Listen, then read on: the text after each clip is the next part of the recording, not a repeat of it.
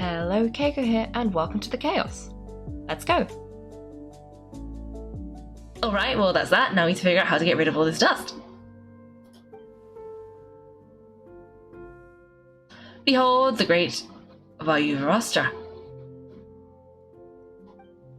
Be honest, you've been waiting to say that for how long now? Just activate the mechanism.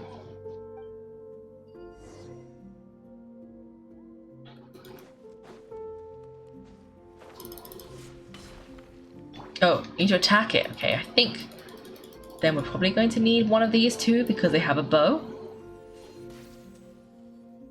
No? Did that not work?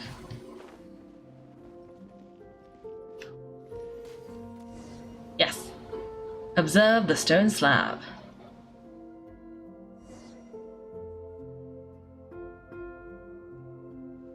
Oh, it worked. It's a picture of 3 homunibuses. That can't be right, the ears aren't vertical.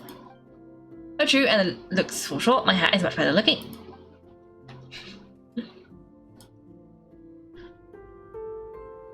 A goat, an ibis, and a crocodile.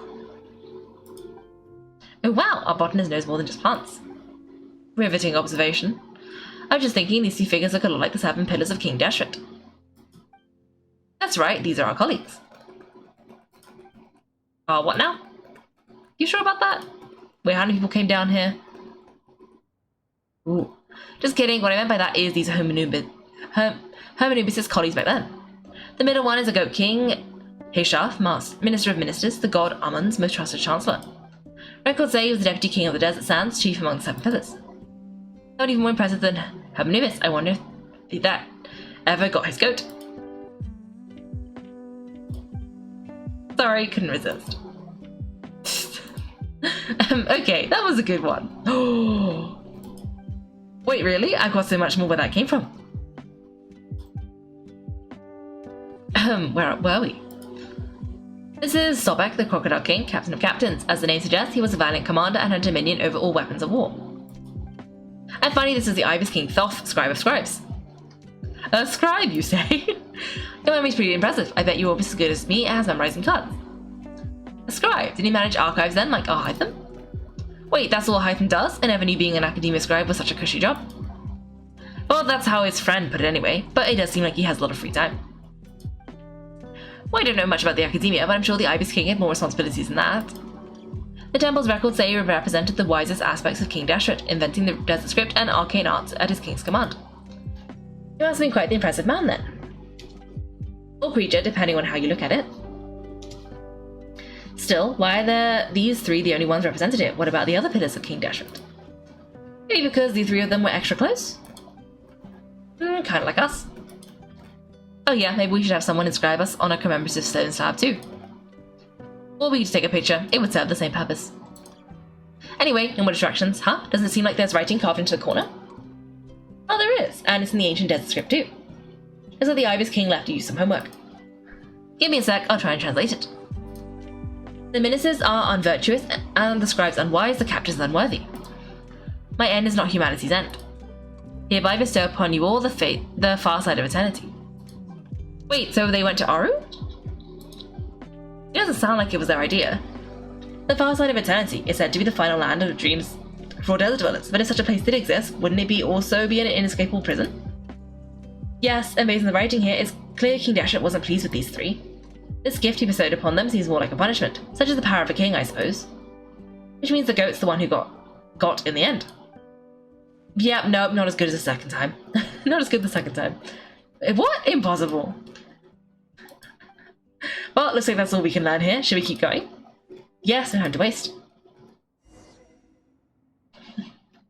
Okay. Oh, now we can probably go through that side door. Yes. A little earlier in a different part of the ruins. I wonder if everyone's gonna find... They said 7 pillars, right? And I think there are 7 of us. So I wonder if we're gonna find all the pillars. Oh, I'll hide them. Follow Marak. Beep boop, beep boop. Geez, new suitcase could be so fast. Marak is nothing like this when it comes to housework. Hey, wait up!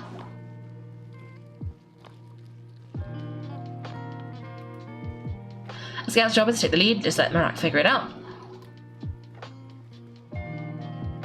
Easy for you to say, I'll be the one doing the repairs if something happens. Why don't you go scout ahead then? When I think of a comeback, I'll let you know.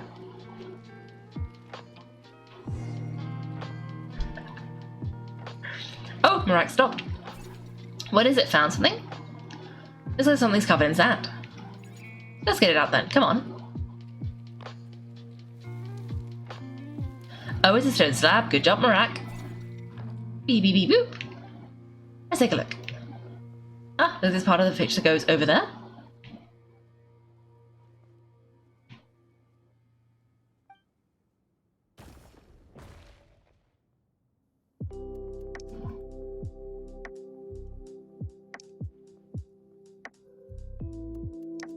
In that case, there must be other pieces. Alright then, let's look around. Hey, why are you sitting down? I thought Marak was helping. Oh, so you do know what that word means. Great. Are we supposed to just sit back while Marak does all the work? No, I doubt you could do that. Exactly. But I can.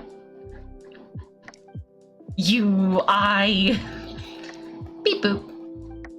See? It's all coming back to me how insufferable it is to work with this no good, do nothing. We could be more efficient, I agree. I'll work on this piece, you take care of the rest. Ivan. It does say split up and search for the things, but like, do we have to, or is Carver just gonna do it all on his own? Like, if I just follow him, will he do it by himself? Found one! Oh, he did. I could just sit here and let him do it himself. Beep boop. And Marak found one. Good teamwork. Do I need to find the third one? Yeah, okay, they're not doing it for me. I gotta do it myself. Okay, I picked it up. Okay, where were those glowy? There we go.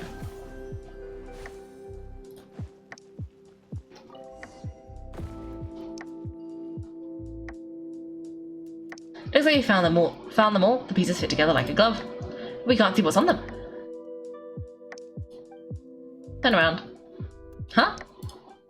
Look. Oh, I've seen this before. It can create strong winds, just what we need to clean off the slab. Come on, let's... Hey! Don't worry about me. If I sit here, I won't be in the way. Oh, you don't want to be in the way? Then sit right in front so the device can blow you straight back to Sumeru City. Oh, now I'm covered? He's actually just sitting here. Better get to work. Good luck. Oh dear. Iconic. Okay.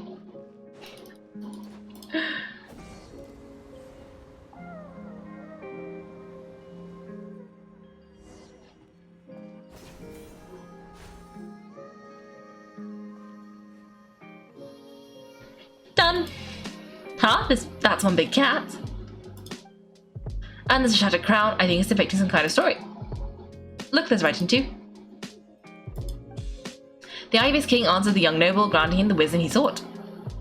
But the fragile crown was shattered by lies in the end. Here I leave the name Gudars. Gudars? I've seen that name in a history book before. He was a young noble who sought to save his realm and the king who once united the desert. That's right, although his methods are rather shameful. During his long reign, he betrayed his family and the nobles who supported him, only realizing the error of his ways after his enemies left him nowhere to turn. But by then, it was too late. Seems like a common occurrence across history. Different people, same mistakes, is an inevitable pattern destined to repeat itself. The writing mentions the Ibis king, but a cat is depicted here. Does that mean... So far, what's depicted on the slab seems true to history. In which case, this cat is either a proxy for the Ibis king or a manifestation of the said king himself. Exaggeration is a common method ancient records use to highlight a being of higher status. And as you know, Layla and Jer both heard the sound of a cat while escaping the ruins. You're saying the Ibis king, where the legendary 7 pillars of King Deshra, is here, still helping those in need? I'm saying we can't rule it out. Meow. Wait, there it is, the cat!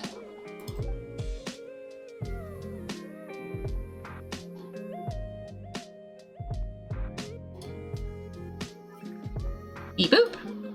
Ah, Marak went after him. The cat's showing us the way forward. Come, let's follow.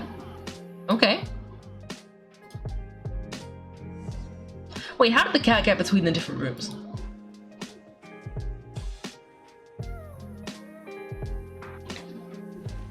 Oh.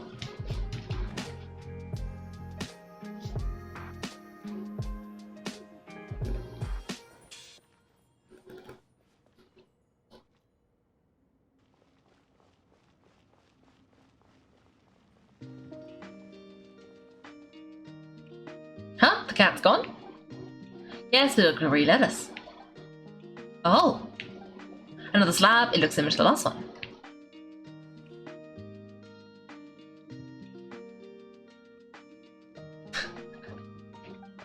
Oh, by all means, take your sweet time. Wouldn't want you to overexert yourself.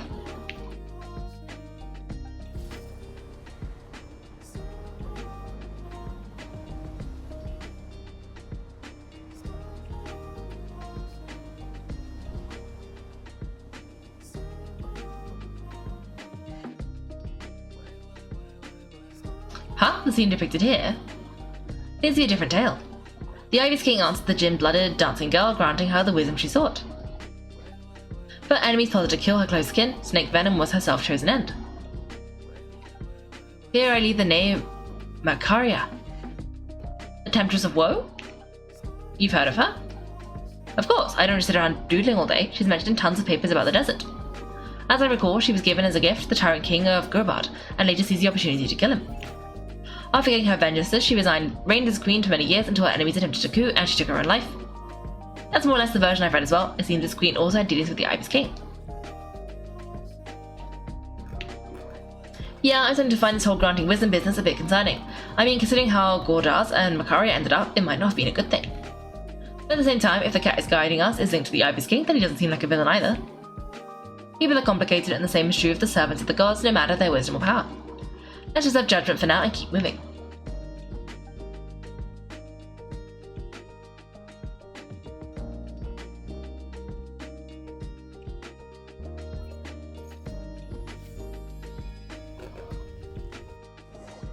A little earlier in a different part of the ruins.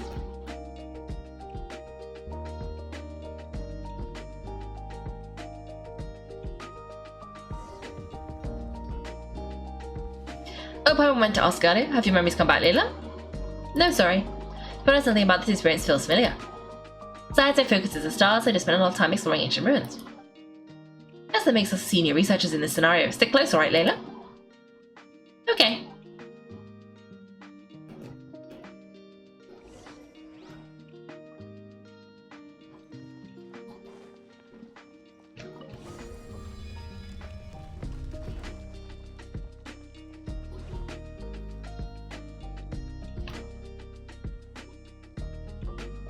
Wow, what a tall ceiling.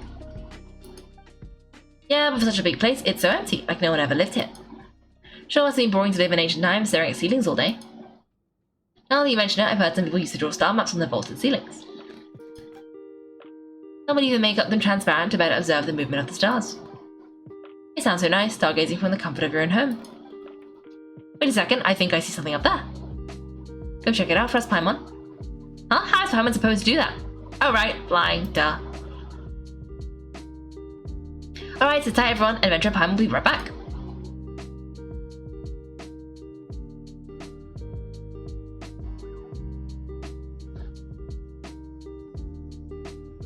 Okay, so there's nothing super duper special up there, just a couple of shelves, tables, jars and scrolls.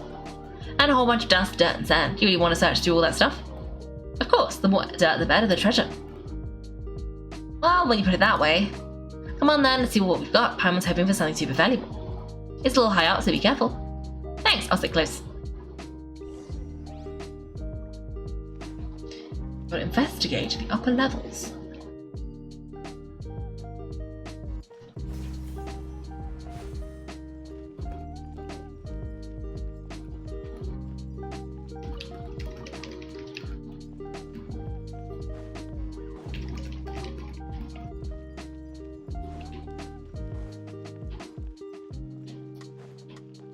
Okay, I think I investigated the wrong place, but that's fine.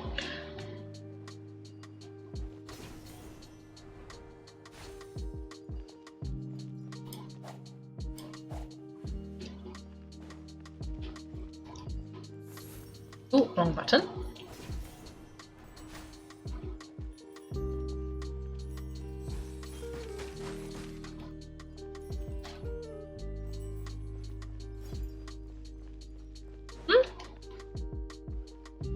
Is there another upper level?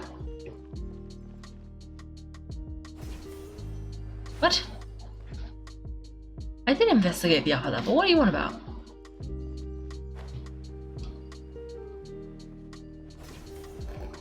Oh.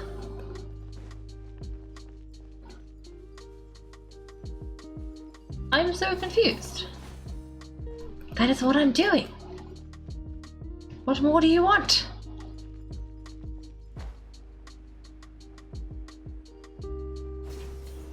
Oh. Yeah, I went everywhere but here. Dragon notes, no salvage from all over the ruins, based on the state.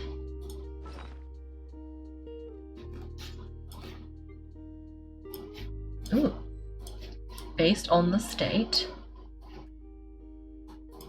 Based on the state of them, the fragile yellow paper, they appear to have endured the passage of many, many years.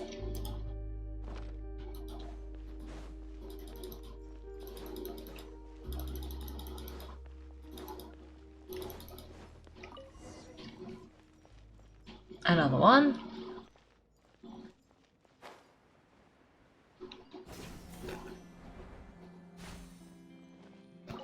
Third one. Fourth one. I think that's everything. Most of the documents are in an ancient desert script, except these ones. They seem old as well, but the handwriting makes them stand out. And there are dates on them. Right, let's arrange them in chronological order before we read them through.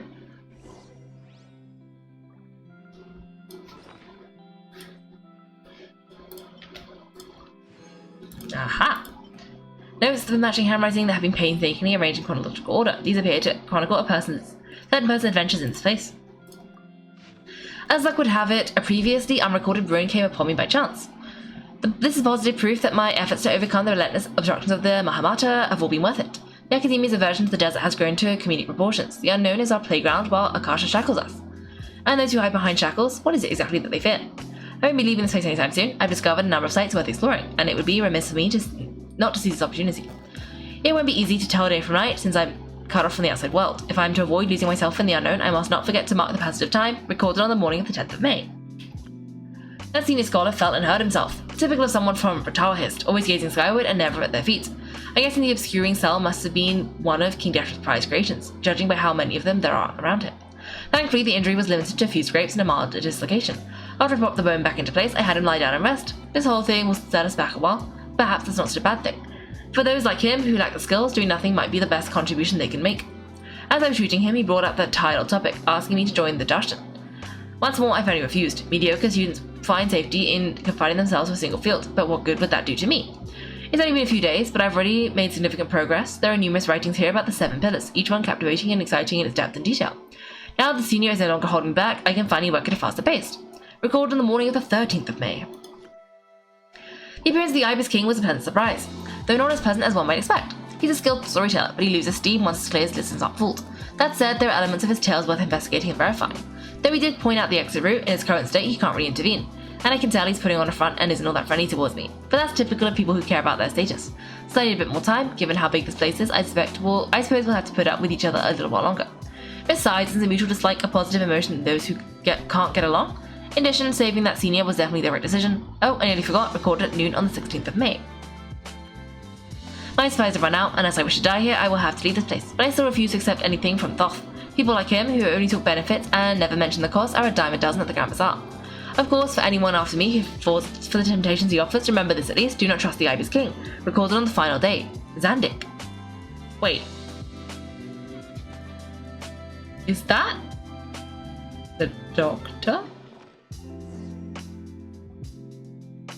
I feel like that might be the guy who was doing the experiments in the desert, who turned out to be Ilvatore? Okay, now let's take a look. Oh, we did this. Seems like the notes of someone who was trapped in.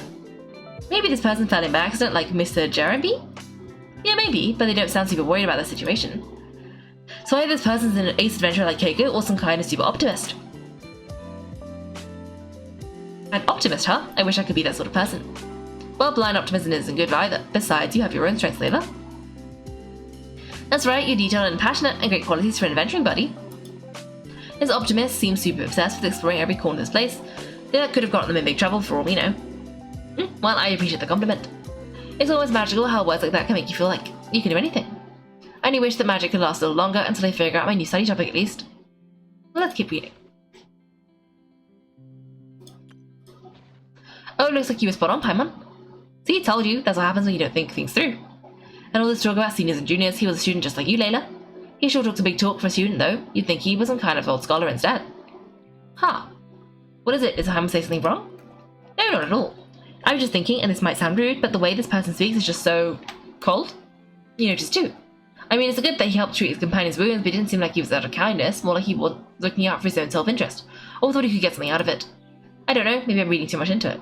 No, you're right, it didn't even mention the companion on the previous page. Yeah.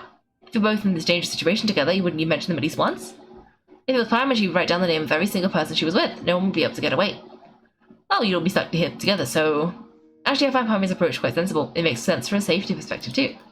That way, if anyone came to the rescue, the notes would be able to tell them everything they needed to know. What this genius-level thinking? Oh well, I learned that from Madame Farazan, actually. I'm not speaking from personal experience or anything. It's a very useful tip, though. Thanks, Teach. Oh, no, I'm just a student. It's fine, you taught us something, so you're our teacher. Simple as that. Anyway, from looks of things, the student who left those notes behind was pretty weird. Let's keep reading. Okay, what did the first one say? Ah, okay. They accidentally found the ruins. Okay. Well, hang on. There's a lot of information. Paimon needs a moment to take this in. There's Ibis King. So did this person actually meet the Ibis King here? Never talked about the Ibis King before. Okay, we don't know that. Sorry, who? Oh, you've never heard of the Ibis King. Strange. Geez, not again. Stop teasing her, Traveller. You know she was talking about asking about Nefer. Anyway, Nefer's a friend of ours, and she mentioned the Ibis King before, but not in much detail. Oh, Paimon handled that pretty well, actually. She managed to not spill any of Nefer's secrets. Okay. Well, good, because that means we haven't spilled the secrets. Guess the boss of the curatorium has earned her respect and then some. Oh, I see. Well, that's not too surprising. Some people in Sumeru knew about King Dashret, and most in the academia have at least some knowledge of the Seven Pillars. Legend has it King Dashret ruled the desert at the head of several wise retainers, guiding their people to pursue the limits of wisdom. He also left behind treasures for future generations, which continue to be relevant in nearly every research discipline. Now this message indicates that this student and his senior were rescued by the Ibis King. But to think it's possible to meet him in a place like this? We don't know how these notes were written, but didn't the Seven Pillars disappear a long time ago? Something else that's odd, the Ibis King's form. Yeah, the notes made it sound like his powers were restricted. What's the mention of this form? What is that supposed to mean? I'm not sure. Let's keep reading. Oh, this is the last page. There's even a signature at the end. Well, since they made it out, guess it was a happy ending after all. I hope so. Wait, but it says the Ibis King cannot be trusted. Huh, our friend said something similar. The Ibis King was a liar. And the notes did make it seem like something wasn't quite right with him. Ah, maybe he wasn't one of the Seven Pillars at all, but some kind of con artist. 1,000 apologies, eminent Lord Paimon meant no offense. Paimon's words do not reflect the opinion of the group. What's that supposed to mean? I think Paimon raises a good point. Let's keep our guard up just in case. Alright, I think that's all the clues around here. How about we... Beep boop? Marak? Oh, it's Marak. That means Kava and the others should be around here, right? Hello, anyone up there? Can you hear us? Yeah, we can. You know, sound travels just fine in an empty chamber like this. You don't have to shout. Of course, if you're shouting to express your excitement at being reunited, by all means, pretend I never said anything. I know this is kind of exhausting. Come on, let's head back down.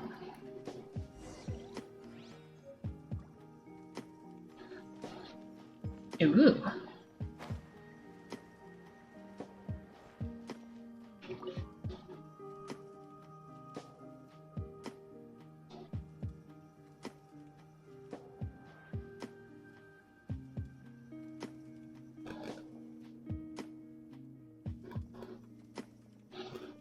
Wow, we all ended up in the same place, huh? Yeah, what a coincidence. Indeed, or as I like to call it, the chai factor.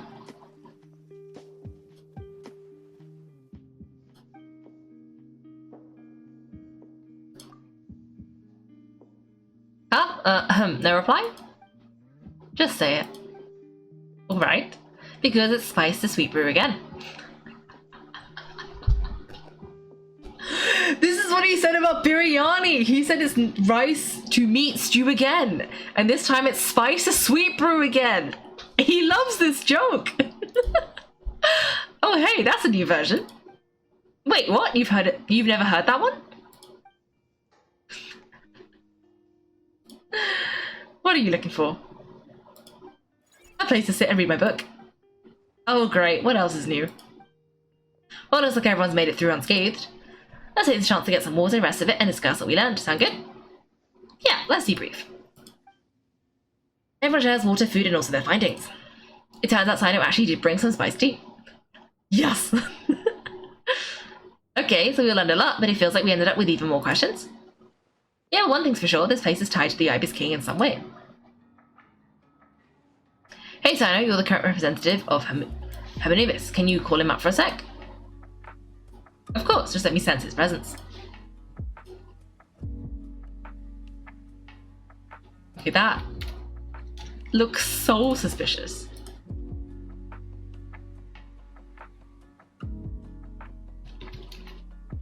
Just kidding, I can't sense him at all. Geez, Thoth, did you set him up for that one? What are you two, a two-man act? Wow, good one.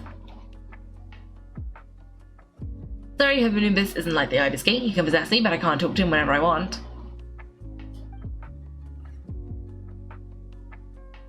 Truly, does that mean he's gone? I would like to reminisce about old times with him. Ah, the cat! It speaks. Of course it speaks, in fact. It is not in it at all. You will do me a great offense. My apologies. Esteemed cat, sir? Beep boop. Oh, the little contraption is still here. Contraption? No, this is Marak. Which means you do as assistant a great offense. Huh? I didn't mean, well, I apologize. I wasn't referring to this Marak, but rather the thing that operates it. King Dashret was quite partial to it. I've forgotten what it is called. It must have had an official name, albeit in the old tongue. Even if I did remember, I would need to translate it into modern language. That's not important. Marak's a fine name, even better than the original, if you ask me. Who thought of it? And the remodeling, quite well done indeed. This Marak looks much happier in its current form. Oh, and a component should have modelled numbers written on them. You can look them up if you're curious. This cat talks a lot. Quite the one-sided conversation. Is this what the Ibis King was like? He seems quite eloquent. I wonder if he plays cards. Ha! I knew Marak was a great name. Go me! Let's see, what page was I on again? Should have brought a bookmark. That'll went over Paimon's head. So when the notes mentioned something being off with the Ibis King, it was because he's in the form of a cat. Hello, Thoth. Hello indeed. For you to know my name, yes, I was not mistaken. You are special among your companions. To be fair, everyone else was having very unrelated thoughts. But you are all guests, it's only proper to invite you in. Come on, then, this way.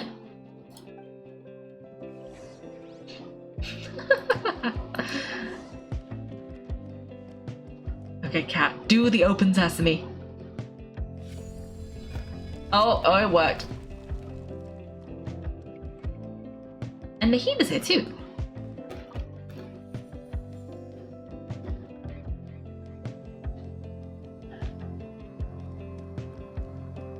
Where is Nahida though? Why is she not involved? This is so sad. I guess you can't just call upon God to come and help you in a ruin. Sadly. Oh, another cat. Oh, many cats. Is everyone in cat form? Welcome to my humble abode. Your house sure is spacious, Lord Ibis King. I fear it is not quite what it used to be. In fact, it has long ceased to be my home at all. It belongs to the descendants of the cats I once raised. Such adorable creatures, aren't they? Take the one I'm borrowing here, for instance, a chubby fellow with such lovely fur. Anyway, tradition dictates that a special guest such as yourself be presented with a gift. Alas, it's a first come, first served basis, you see. I fear with the passage of time, none are left. What? The treasures are gone already? Treasure, you say? Not an inaccurate description. Gifts and treasure? Are you talking in a literal sense? Yes and no. I have the power to grant gifts inaccessible to the masses. The only requirement is answering a question. Not a bad deal, yes? Of course, my questions are given unto me by King Deshret, who in turn received them from the Mistress of Flowers. There are 3 and no more. What causes our rise and fall? What obliterates love and hate? And what determines truth and falsehood? The more you talk, the less Paimon understands. I see, that must mean Goraz and Makira managed to answer 2 of the 3. Ah, another one who understands. Oh, so that's the event those 2 slabs are depicting. Ah, priests and their records, a singular obsession and quite boring too. After being imprisoned within Aru, I could on occasion take the form of a cat to converse with those around me, but I despise speaking to them. No conversational skills whatsoever. Now humans like you, who stumble in here from time to time, you are much more interesting. Well done, we're getting off topic again. The 3 questions you mentioned, what are they for exactly? And that is a story that begins with King Deshret. And we're in for another long one. Nostalgia for the past is common to us all, is it not? Ooh. And our king, he was such a proud, solemn man in those days. He watched us speak of the present and the future and of the wisdom we possessed or were about to obtain.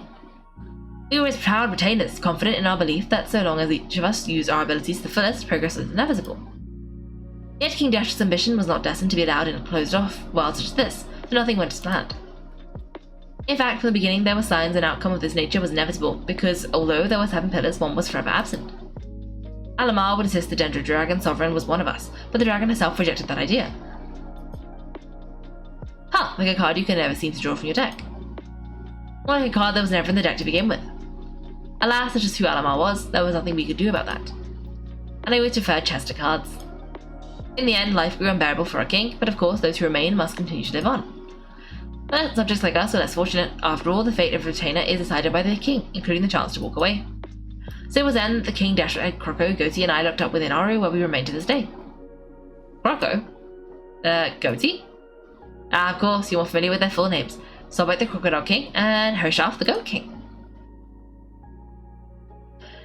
Then let me tell you, when it comes to chess, Hoshaf was the habitual backseat strategist, always spewing nonsense on the sidelines, while Sobek was all too quick to take this terrible advice, to the point where I was the one who got accused of cheating. Chess is an exercise in patience, and that man couldn't sit still to save his life. He could never excel at that game. In fact, neither of them were very good at chess. Even so, we played together often, and since I was always a winner, we got along quite well. Huh? What are you laughing at? Were we not good friends? No one's laughing. Paimon would never. No, not you. It's Goti. He's laughing for no reason again. Can you not hear him? Alright, of course you can't. The 2 of them are inside Aru, as am I, so only I can hear them. What is even going on here? Has he like started to lose it after being trapped for so long? That does happen to prisoners serving life sentences. Speaking of which, how's Azar doing these days? I doubt he's doing much of anything. This is what I wanted to hear. What is the meaning of this? You doubt my words? If half of mine does not talk at all. Oh no, they're not questioning you, Lord Ibis, just discussing other things. Please continue. In that case, where were we? Getting to the part about the 3 questions, hopefully. Ah yes, we're almost there. Before I entered Aru, King Deshret said I could be released from my eternal seal if I chose humans who could provide the correct answers to those 3 questions. The first person who caught my eye was Gordas. I asked him what causes our rise and fall. He answered conspiracy and betrayal. Prevent the righteous and wise unable to succeed, and thus nations fall. I found his answer quite interesting, so I bestowed upon him the power to deceive. The second human I chose was Makira. I asked her what obliterates love and hate. She said to me, I have nothing left to lose, vengeance alone can quench both love and hate. I found this to be another fascinating response, so I granted her the power to be loved. Both of them ended up. Now then, young one, riddle me this. Did their answers not point to this fate, or was it the power I bestowed upon them that determined their end? I'm just an observer who doesn't understand their circumstances, so I can't answer. A clever reply. I do not wish to comment either. It is all in the past at this point. My only wish was for their answers to be acknowledged by King Deshret's rules and bring me one step closer to freedom. As for the final person, her fate remains. Oh! Uh-oh. Her fate remains to be seen, so I will not reveal her name. I see. That's Nefa. What were the 3 questions again? Let me see. What causes our rise and fall? What obliterates love and hate? What determines truth and falsehood? Oh, I bet she can see the truth now. That must have been Nefer then. I also what determines truth and falsehood, and found her answer quite compelling, so I bestowed upon her a gift to match. As you can see, however, I have not been freed, so it's clear the answer she gave at that time was wrong. But alas, 3 people were chosen and 3 questions were asked, so now all I can do is wait. Wait until her wisdom is in line with the rules set forth by my king, until she has found the true answer to the question. No wonder there was no third stone slab then. Or perhaps just not ready to include her in the story though there might be a generous interpretation. Well, it's not merely because the story remains unfinished. As the remaining priests of this place left passed on, there was no one left to record the events that followed. Besides, since slabs were few and far between in the Great Red Sands, in the sprawling desert, very few things or people will even manage to leave a trace. And sometimes I can't help but wonder. If a young man from several centuries ago had been willing to answer my question, would I have left Ari by now? Wait, there was someone else? Of course, it's been thousands of years after all sorts of people have stumbled upon this place, but I only chose the special ones. A young man has such a singular intelligence, though his companion by contrast was rather average. Wait, could that have been the author of those notes we found? The student named Zandik? Yes, I think that was his name. In truth, I was unsure whether I should grant him my third remaining gift.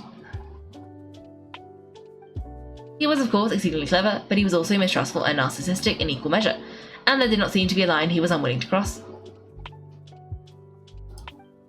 Too much power could be dangerous in the hands of someone like him, so I found myself rather relieved when he declined my gift. Oh, he turned you down? Did he give a reason? Yes. He said he didn't need it. I still remember the look in his eyes, nothing stood out per se, and I could sense contempt and disdain radiating from his gaze. I could not give an exact reason, but on instinct I just knew it would not end well to get close to a man like that. So I tricked him. Stick close to your companion, I said, only the descendants to the teller can come and go as they please, leave him behind and there is no escape for you. Does that mean his companion wasn't a descendant of Tulitala? Oh no, that part was true, the lie was the other half. Anyone can enter or exit this place, there are no restrictions.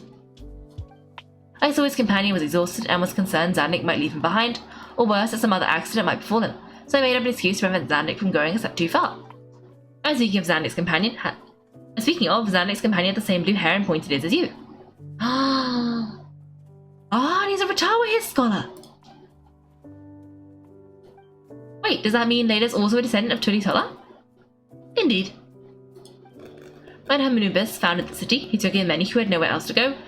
Today their progeny are scattered to the four winds, and indeed are far more numerous than I could have imagined.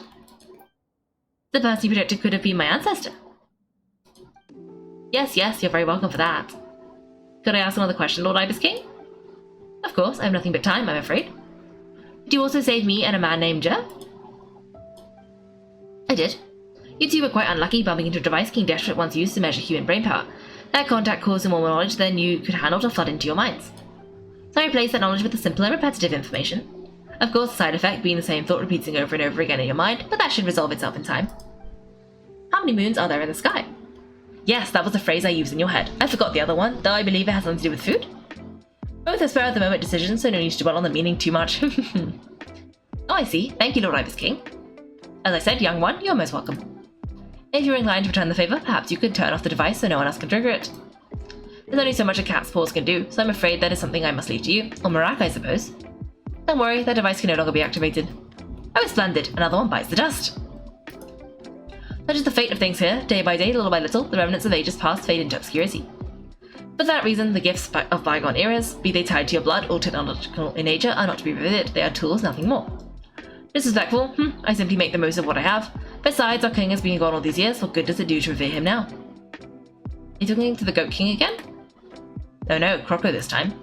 He's pressuring me for another game of chess, since he wants to even the score. Wishful thinking, if you ask me. If we could count one push-up for every loss, he'd owe me 300,000 by now. Of course, it's just a rough estimate. I've never kept count.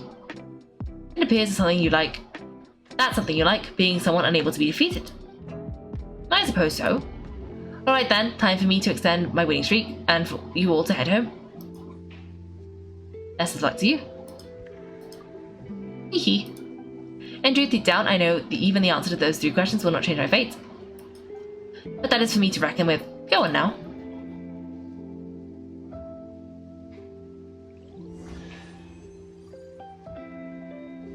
Okay. That was dramatic and like completely random.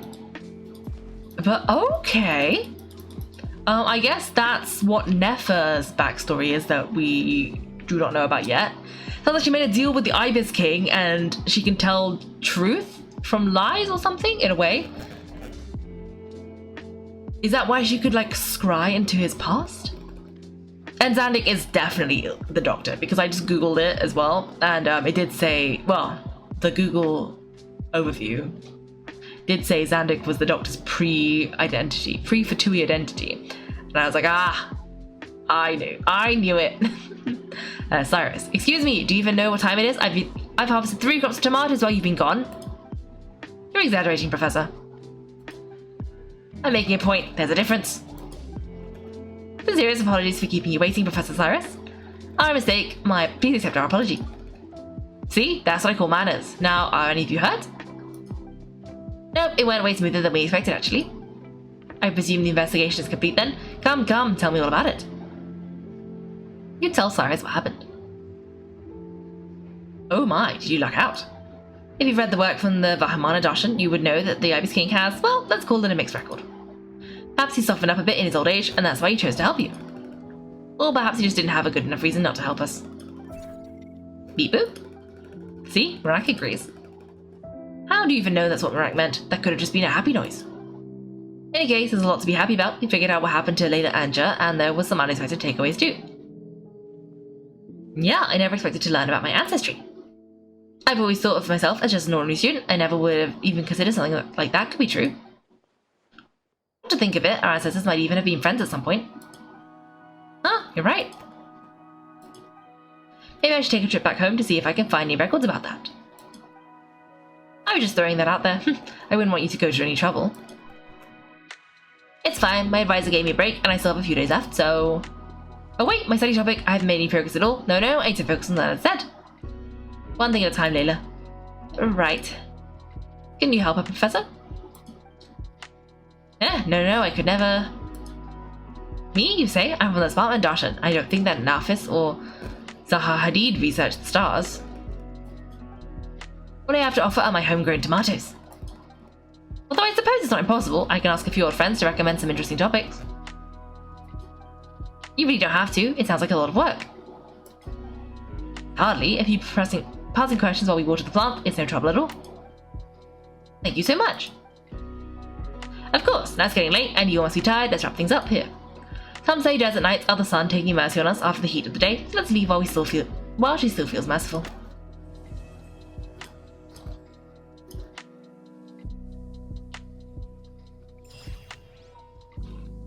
Is that it?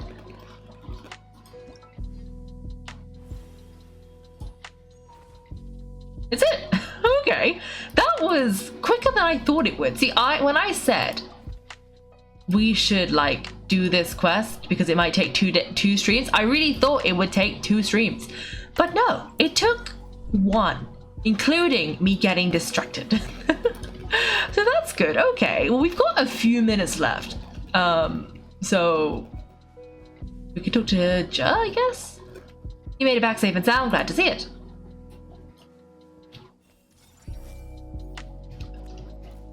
But otherwise, I don't really think there's anything to do here. We can't go in. I'll have to ask Thoth all about it later. Is there anyone in Sumeru City? We can untrack that. If we go into the city, are we gonna see anybody? Let me see. What's this thing called?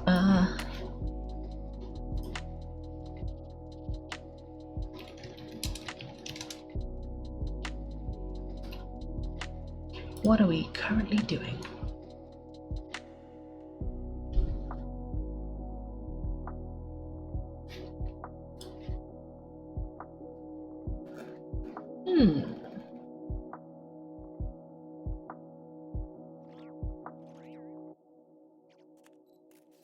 Okay.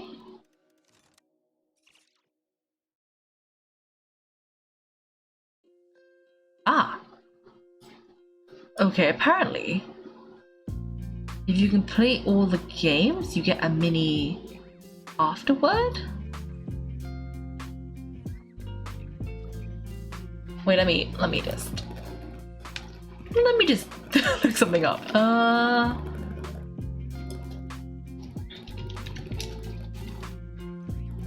yeah, that was a lot quicker than I thought it would be, which is why I'm like suspicious.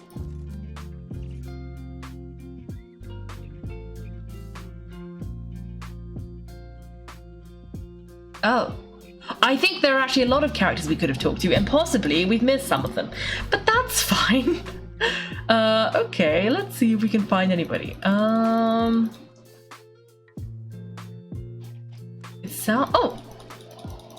well, I mean, there's people here. Well, this is an unexpected reunion. Like 3 stars of different colors rising in the same sky. What a spectacular occasion! I'll call Miss Neely from the Zulu Theatre. I'm not interrupting anything, am I? Of course not. I'm just relaxing, gazing up at the starry sky. I get a lot of inspiration for new dances when I come here.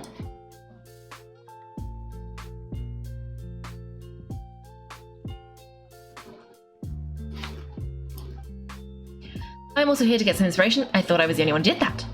Of course, the inspiration I need has to do with my studies.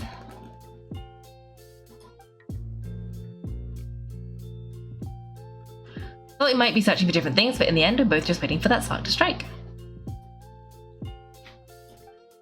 But this time, it wasn't inspiration, but Leslie Kusanali who came knocking instead. How do you know I'm not here searching for the same spark? You must innovate, after all, even in dreams. Here, I brought some candied Angelica nuts. Maybe they bring us all sweet dreams. 3 sets of different colours. Could that be a potential research topic? I should look into that. Miss Layla seems to be under a lot of pressure. Should take her to watch a performance sometime. That might help her unwind. Oh, I can't read Nahida. Makes sense. But yeah, I think we missed some characters at the end of day 1.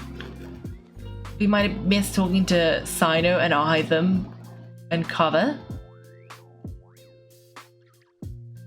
And Layla apparently went to the doctor's, and Ahitham and Kava went to get some snacks.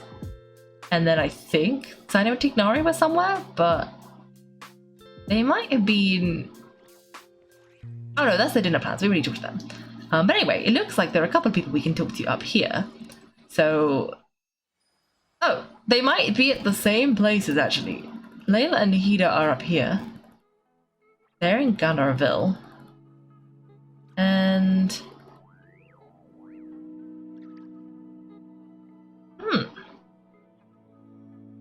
Okay, I think they're getting more food. Okay, well, we talked to most of the people already, but there's still Itham and Kava to talk to, and then I think Sino and Sethoth and Tignari. So we can talk to them. And I think that'll be well timed. Oh, there they are.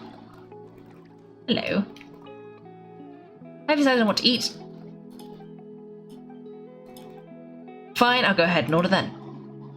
Hey, wait a minute. So when you do the thing where you pretend not to hear a question if you don't want to answer, it works like a charm, but then not when I do it. That's because you have to use it on the right person.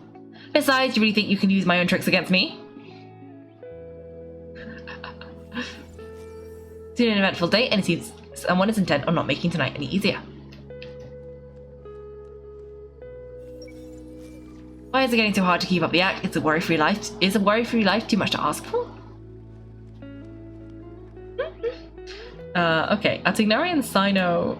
Oh, are they having their dinner? Because I remember they had dinner plans. We interrupted those. Does that mean we missed out on hearing what Layla would have said and Kaveh and Ahitham would have said? No! I was too quick with my questing. Oh, that's really sad. But this is fine, I'm sure.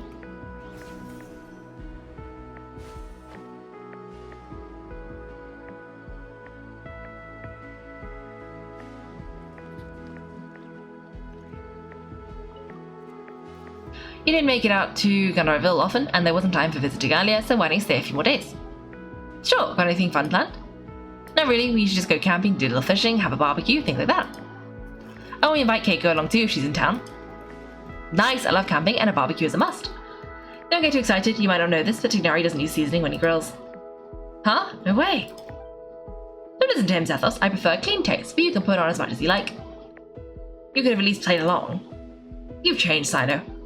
Man, it's a shame Hat Guy hasn't been around lately, or I'd invite him to join. He's the perfect buffer for your nonsense. I wouldn't mind him tagging along either. It's just a shame he doesn't play cards. Do you want to know why? Absolutely not.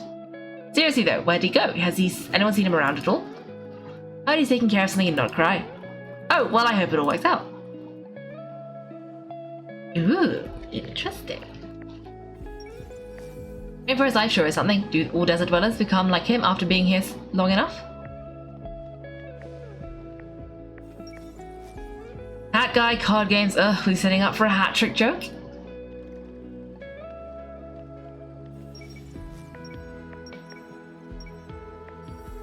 I haven't thought of a new pun yet, but it'll come to me, and then I'll punch them with humor. Oh dear. Okay, I think that's about it then. I am gonna quickly just check. I mean, I'm pretty sure they're not gonna be there, but just in case there was a way to see, like, see them at the other locations, because I think that would have been good. Because I know we missed out some, because I think the voice line we missed is the one I saw. And it would have been funny. So I just want to see, on the very odd chance that they're in two places at once. Which is, you know, minimal. But not impossible.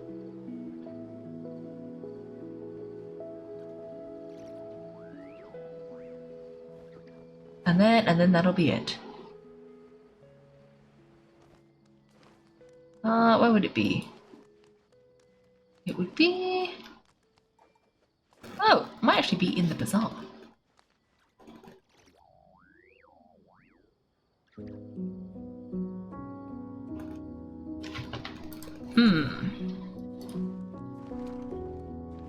Oh?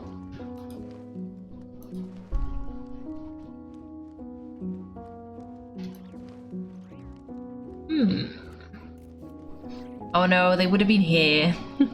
They are clearly not here. Wait, is it the right time of day?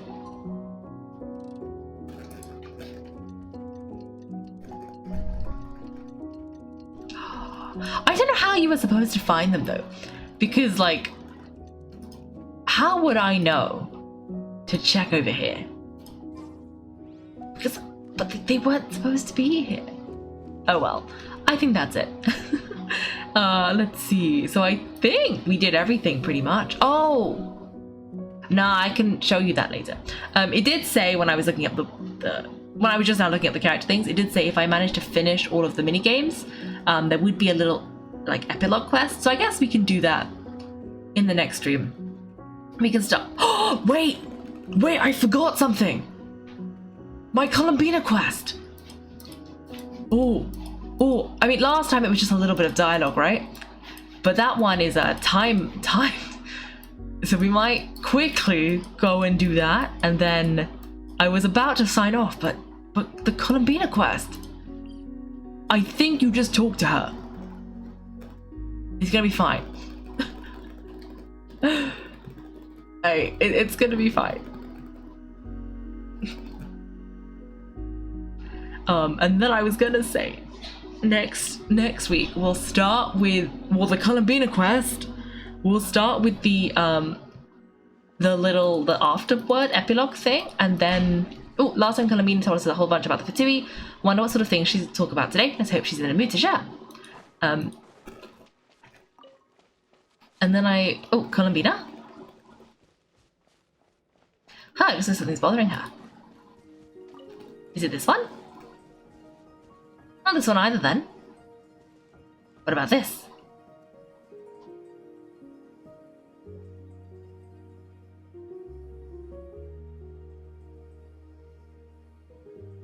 Not this blue then? Columbina, what happened? Oh, it's you! Could you help me? I'll be sure to return the favor. Are you kidding? You know you don't owe us anything, right? You've helped us a lot in the past. It's us who should be returning the favor. Yeah, we'd help you even if you had nothing to give us. So what sort of help do you need? Well, to be precise, this creature is the one that needs help. A Kuhenki? Yes, the sort of one procured a paintbrush somewhere and upon returning to my side proceeded to swish around happily. I found a canvas as a paint for her, but though some time has passed, her attempts to mix the colour she desires have met with little success. Whoa, where did you come from?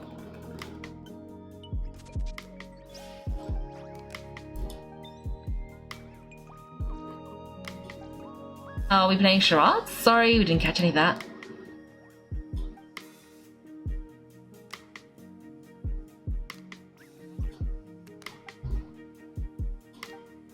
Oh, looks like she's taken an interest in your pack. Perhaps you carry suitable colours on your person? You don't usually carry around stuff like that. Speaking of which, where did you find the paint? No offense, but do you look like the painting? You don't look like the painting sort. The little one was quite impatient, so I made some paint using the colourful flowers nearby. Huh? Could Luntar be looking for other colourful things to make paint with then? Come on, let's see what we've got in our packs.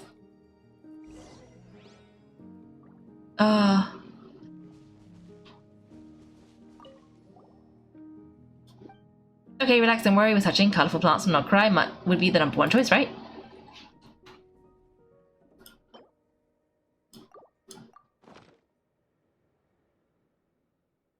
Will these do? Yes, the Kuhenki looks quite satisfied. Man, how I never knew Kuhenki could do art. Kuhenki are much like us in truth, each one has its own personality and hobbies. Wait, does that mean you can tell all the Kuhenki and non-cry apart from each other? The ones I've met, yes. That's impressive, especially because other than Luntar, all the other Kuhenki kind of look the same. So what is this little painter's name? Name? Wait, they do have names, don't they? We recognize each other, and that's enough. We don't need names. I don't have one either. That doesn't mean you have to continue the cycle. Let's think. Luntar means a creature born beneath the moon, goddess's blessing. So what would painting be in the language of the Frostmoon Silence? I think it would be Malaus? Yes, Malaus. Ooh, it sounds nice. Let's go with that.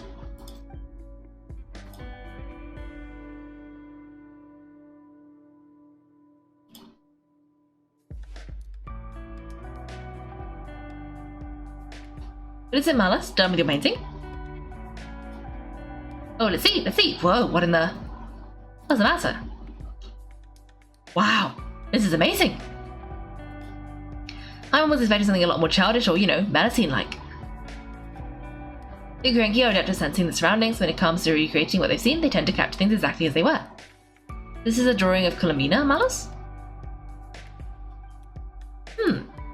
It looks like Colomina when she was first born. Huh?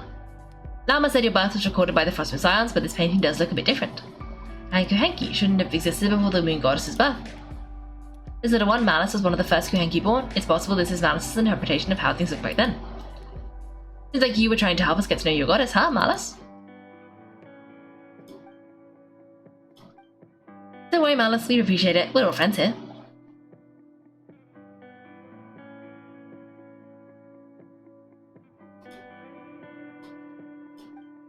Wow, that was quick. You finished another painting already? This has to depict the Frostmoon Silence worshipping Colomina as their goddess. Is she eating bread? I like it.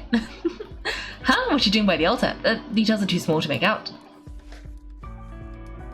Oh, she was eating their offerings. Was I not supposed to?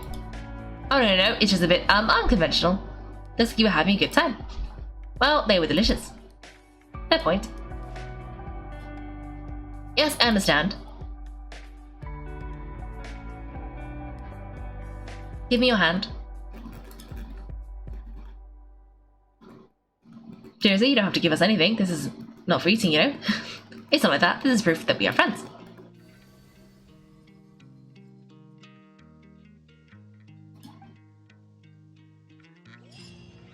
Okay, there we go. Thanks for watching, everyone. If you've enjoyed the video, make sure to like and subscribe. If you'd like to see me play live, then check out my Twitch channel. You can find me on Wednesdays and Sundays at 8 PM GMT. Thanks again, and have a great day.